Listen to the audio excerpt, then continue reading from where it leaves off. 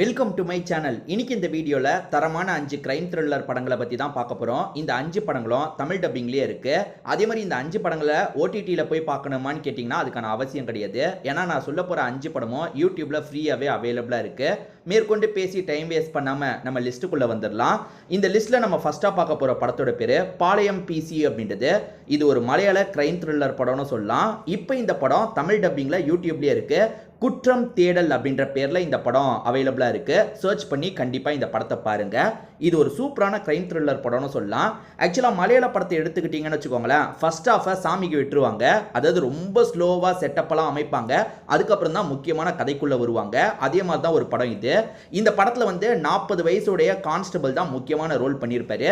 அந்த கான்ஸ்டபிளை பொறுத்த வரைக்கும் ஒய்ஃப் இருக்காங்க, பையன் இருக்கான், ஒரு அமைதியான வாழ்க்கை தான் போயிட்டு இருக்கு. அவர் ஒரு கேஸை ஹேண்டில் பண்ணுறதுக்காக போகிறாரு. அது என்னன்னா, ஒரு ஆக்டிவிஸ்ட் லேடிக்கு தொடர்ச்சியாக தொல்லை வந்துக்கிட்டே இருக்கு. அவங்க போராட்டம்லாம் பண்ணுறதுனால கோவப்படுற கட்சி ஆளுங்க என்ன பண்ணுறாங்கன்னா, அவங்க வீட்டில் அவங்கள பற்றி தப்பு தப்பாக எழுதிட்டு போயிடுறாங்க. இவர் ரொம்ப மோசமான பொம்பளைன்ற மாதிரிலாம் எழுதி வச்சுட்டு போயிடுறாங்க. இப்போ அந்த ஆக்டிவிஸ்ட் லேடிக்கு பாதுகாப்பு தரணும்ல, ஹீரோவும் டீமும் அந்த இடத்துக்கு போகிறாங்க. அந்த ஆக்டிவிஸ்ட் லேடி வீட்டுக்கு பக்கத்தில் ஒரு பழைய வீடு இருக்கும். அந்த வீட்டில் தங்குன மாதிரி தான் அந்த லேடிக்கு சப்போர்ட்டிவாக இருந்துட்டு இருக்காங்க. இவங்க ஒரு வீட்டில் தங்குறாங்கல்ல, அந்த வீட்டில் இதுக்கு முன்னாடி ஒரு கொலை நடந்திருக்கு போல. அந்த கொலையை பற்றி இந்த ஹீரோவும் விசாரிக்க ஆரம்பிக்கிறாரு. அதாவது 40 வயசு உடையவர் தான் ஹீரோன்னு சொல்லியிருப்பேன். அவர் எதர்ச்சியாக அந்த கிரைமை பற்றி தெரிஞ்சுக்கிறாரு. அந்த கிரைம் இன்னும் சால்வ் ஆகாம தான் இருக்கு. உண்மையில் அந்த கொலையை பண்ணது யாரு, நம்ம பேரலாம் அதை பற்றியும் விசாரிக்கலான்ற மாதிரி விசாரிக்கிறாரு. உண்மையான குற்றவாளியை கண்டுபிடிச்சாரா இல்லையான்னு சொல்கிறது தான் இந்த படத்தோட மீதி கதை. ரொம்பவே சூப்பராக இருக்கும். நான் சொன்ன மாதிரி கொஞ்சம் ஸ்லோவாக தான் கதை ஆரம்பிக்கும். ஆனால் முடிவில் நீங்கள் எதிர்பார்க்காத நிறைய ட்விஸ்ட் அண்ட் டர்ன்ஸ்லாம் வச்சு முடிச்சிருப்பாங்க. தமிழ்லேயே இப்போ இந்த படம் இருக்குது. இன்னும் பார்க்காம இருக்கீங்கன்னா கண்டிப்பாக ஒன்ஸ் இந்த படத்தை ட்ரை பண்ணி பாருங்கள். இந்த லிஸ்ட்டில் நம்ம செகண்டாக பார்க்க போகிற படத்தோட பேர் சல்யூட் அப்படின்றது. நம்ம துல்கர் சல்மான் தான் லீட் ரோல் பண்ணியிருப்பாரு. ஆக்சுவலாக இந்த படத்தை டேரெக்டாக ஓடிடியில் ஸ்ட்ரீம் பண்ணாங்க. சோனி லிவ்ல ஸ்ட்ரீம் பண்ணாங்கன்னு நினைக்கிறேன். இந்த படம் ரிலீஸ் ஆன அன்னைக்கே நான் பார்த்தேன். ஒரு சூப்பரான கிரைம் த்ரில்லர் படம்னு சொல்லலாம். அந்த அளவுக்கு விறுவிறுப்பா இந்த படத்தோட கதை இருக்கும். கண்டிப்பா உங்க எல்லாருக்குமே பிடிக்கும்னு நம்புறேன். இந்த படமும் யூடியூப்லயே ஃப்ரீயா இருக்கு. சல்யூட் தமிழ் டப்டுன்னு போட்டீங்கன்னா கண்டிப்பா இந்த படம் உங்களுக்கு கிடைச்சிரும். இது வரைக்கும் இந்த படத்தை பார்க்காம இருக்கீங்கன்னா மிஸ் பண்ணாம பாத்துருங்க. நான் முதல்ல இந்த படத்தோட கதை சுருக்கத்தை பத்தி சொல்றேன்.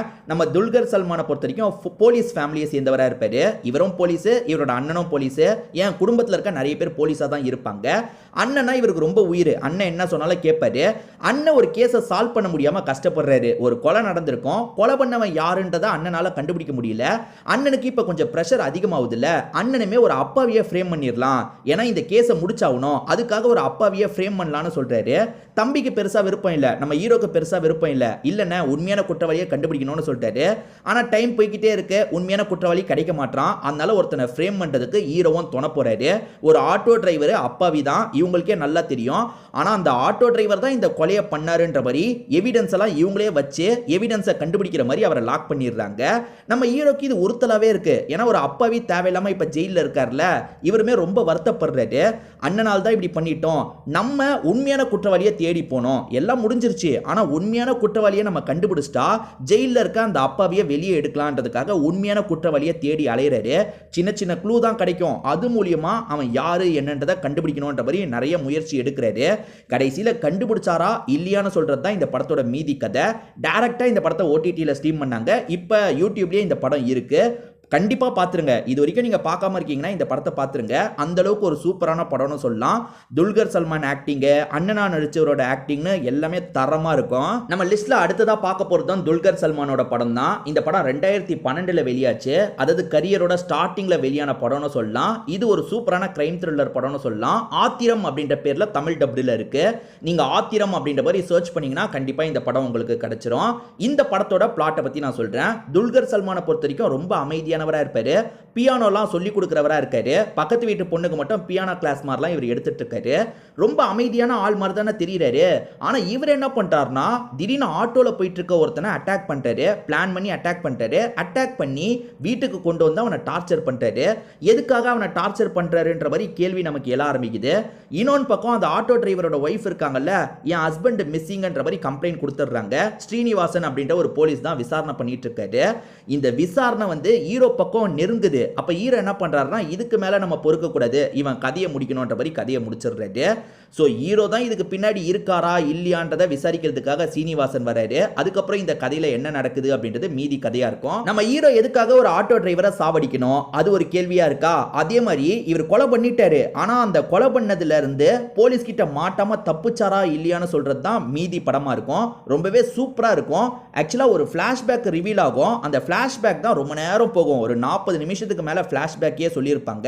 2012 வெளியான படம், அதனால மேக்கிங்லாம் கொஞ்சம் புவரா தான் இருக்கும். ஸோ மேக்கிங்லாம் எனக்கு பிரச்சனை இல்லப்பா, படம் பார்க்குற மாதிரி இருந்தால் போதும்னு நினைக்கிறீங்கன்னா இந்த படத்தை ட்ரை பண்ணி பாருங்க. ஆத்திரம் அப்படின்ற பேரில் தான் இந்த படம் தமிழில் இருக்கு. இந்த லிஸ்ட்டில் நம்ம அடுத்ததாக பார்க்க போகிறதும் ஒரு தரமான படம் தான். இந்த படத்தோட பேர் கோல்டு கேஸ் அப்படின்றது. ஆக்சுவலாக இந்த படமும் அமேசான் பிரைமில் டேரக்டாக ஸ்ட்ரீம் பண்ணாங்க. இந்த படம் மர்ம வழக்கு அப்படின்ற பேரில் தமிழ் டப்பிங்கில், அதாவது யூடியூப்லேயே அவைலபிளாக இருக்கு.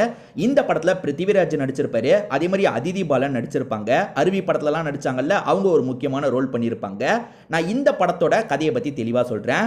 ஆக்சுவலாக ஒரு ஆத்தங்கரையில் ஒரு பாடி கிடைக்குது, பாடின்னு கூட சொல்ல முடியாது, எலும்பு கூடு கிடைக்குது. இந்த கேஸ் நம்ம பிருத்திவிராஜுக்கு தான் வருது. இவருமே விசாரணை ஆரம்பிக்கிறாரு. அதாவது எத்தனை வருஷத்துக்கு முன்னாடி இவங்க கொல்லப்பட்டிருக்க வாய்ப்பு இருக்கு, இது ஆனா பெண்ணான்ற மாதிரி பயங்கரமா விசாரணை ஆரம்பிக்கிறாரு.